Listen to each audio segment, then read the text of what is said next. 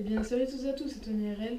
Donc dans cette vidéo, je vais vous présenter mon Panzer III radiocommandé de la Seconde Guerre mondiale. Donc on se retrouve tout de suite pour une vue globale.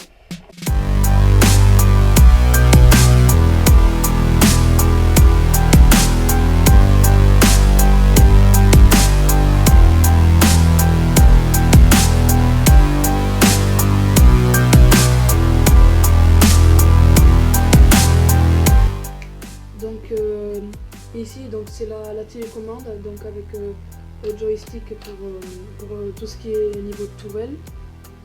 Et ça c'est pour la commande du char, donc avancer, reculer, tourner. Ça c'est le bouton pour le démarrage du char. Ici c'est pour activer la mitrailleuse et là pour tirer. Donc vous allez voir, il y a deux fonctions pour tirer. Donc pour allumer le char, c'est très bête. Juste avant de commencer, je tiens à préciser, c'est une batterie de 7,24 volts. Donc pour allumer le char, c'est vraiment très bête. On le retourne et en dessous, il y a deux boutons. Donc soit il y a un bouton rouge, et si on le met, il y a des pots d'échappement derrière, ici, bon, on les voit presque pas, qui font de la fumée. Mais bon, ça je le mets pas. Et là, pour allumer, on a juste à mettre ça. Donc on sait tout de suite que c'est allumé puisqu'il y a les phares qui clignotent, voilà, ça fait exactement ça. Donc je vais le poser, voilà. J'allume ma manette aussi. Voilà.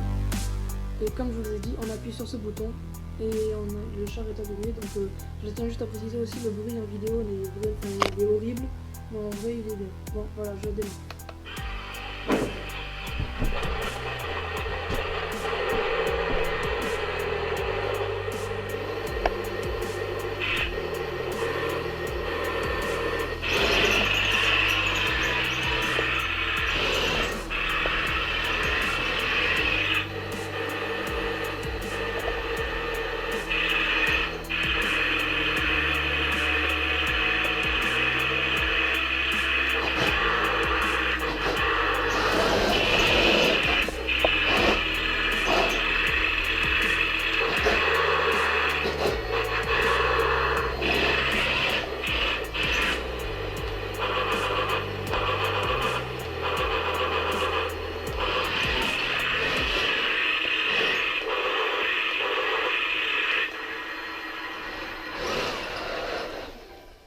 Voilà, on se retrouve tout de suite pour le test et les épreuves.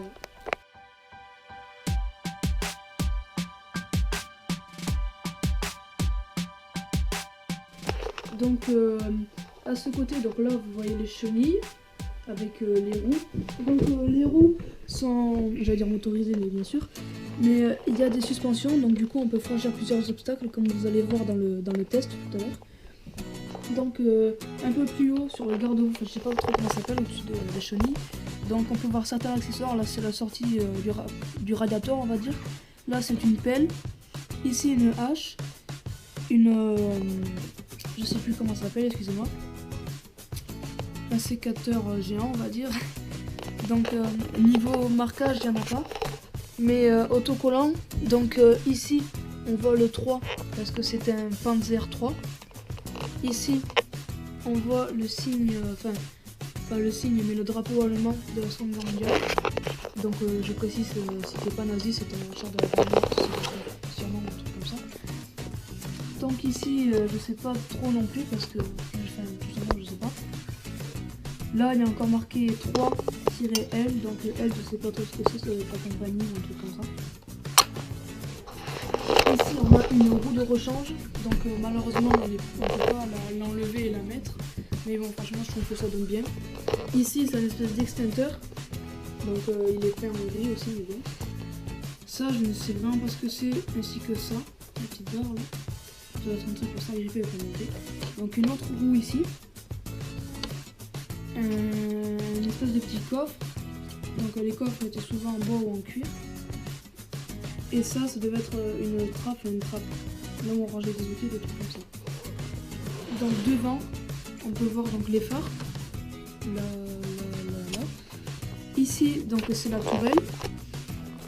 Ça c'est la tourelle. Avec une petite mitrailleuse sur le côté.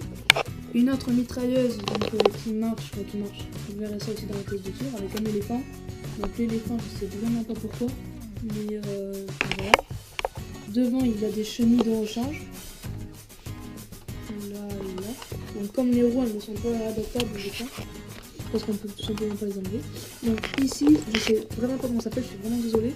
Mais c'est là où le pilote en fait voit ce qui se passe et enfin, disons que le pilote en fait est derrière et c'est lui qui dirige et qui va tout. Donc je crois qu'on peut... Non, ici, donc là j'ai cassé une trappe, je sais pas comment j'ai fait. Donc là, dedans on voit un petit bouton on-off. Donc quand on a mis on, on peut tirer avec la tourelle, quand on off, on peut tirer sans freiner, c'est le bouton on va dire. Donc normalement il y avait je sais plus comment ça s'appelle, un chef d'artillerie qui était dessus, mais qui se tenait sur les bords et tout, mais je l'ai cassé ou simplement, je sais pas comment j'ai fait.